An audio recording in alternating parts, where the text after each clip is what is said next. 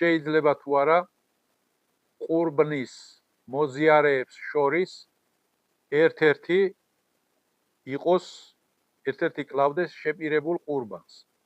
ხომ არის მსხვილფეხა ფქოსან ცხოველს 7 კაცი 7 მოზიარე კლავს. 7-დან ერთ-ერთი ისე ჩვეულებრივ ყოველწლიურ ყურბანს არა და შეპირებულის ნიეთით რომ შევიდეს წილში. ან ერთი და იგივე პიროვნება 2 წილი იკისროს ყურბნიდან, ერთი წილი ჩვეულებრივი ყურბანი და მეორე წილი შეპირებული. რა თქმა უნდა, ორივე შემთხვევაში შეიძლება, რადგანაც ორივეს მიზანი მიმართულება არის ალლაჰის მიმართ თაყვანისცემა.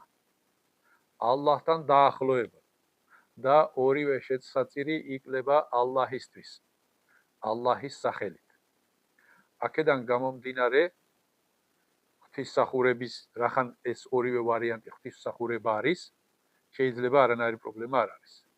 მაგრამ 7 კაციდან ერთ-ერთი ყურბანი საერთოდ არ აინტერესებს, მას უნდა ხორცი.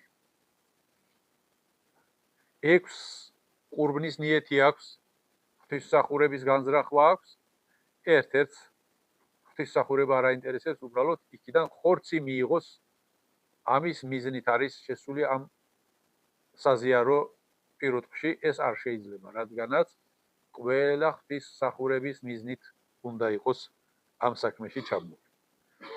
უზენაესმა ალლაჰმა სუბჰანაჰუ ვა თაალამ იყაბულოს ყველას დაგრული ყურბანი.